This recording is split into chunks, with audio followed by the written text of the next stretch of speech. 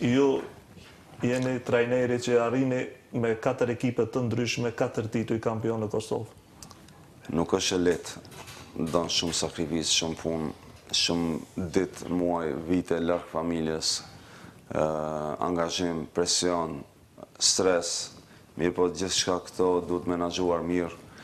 4 trofe, 4 herë kampion me 4 skuadra ndryshme, është shumë e rëndë për të arritur. Unë nuk garoj me profin të Valani, është emër mbi emër i futbollit kosovar. Unë garoj me vetveten, gjithmonë e kam potencu që garoj me vetveten që nga java në javë, nga muaj në muaj, nga viti në vit të bën më mirë edhe më i suksesshëm.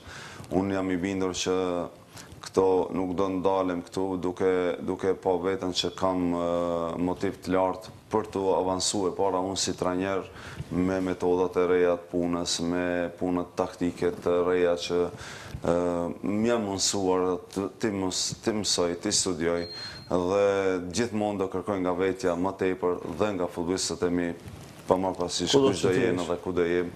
Jam i bindur që secili mund të jep më tepër nga vetja dhe asnjëherë zot jemi të kënaqur me arritjen e deri më tani. Ky vit mbaroj, ose edhe 4 xhiro, po thuaj se mbaroj. Po juve mbaroj.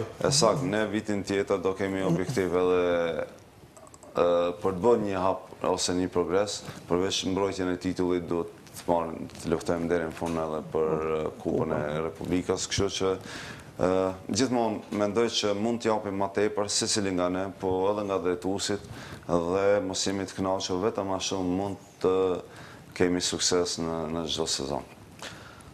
Nëse të pyes për ndarje, cilin do e kishe veçuar më shumë nga këto 4 tituj që ke fituar si trajner?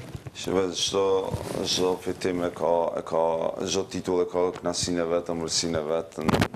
Shembull mund të marr me ran Trepça për herë të parë në histori u bë kampion dhe deri më tani është e fundit dhe për herë të parë një skuadër kosovare merr pjesë në arenën ndërkombëtare.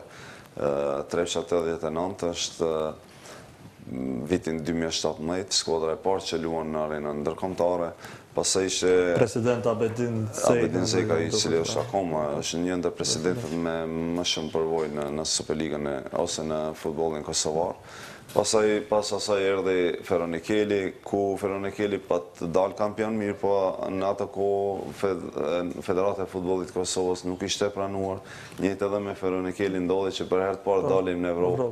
Pastaj ishte Prishtina, ku pas 8 viteve rikthyem titullin kampion. Edhe ajo është mirë, po edhe këtu ndoshta kam më shumë futbollistë që kam punuar edhe më parë dhe disi pak më ndryshe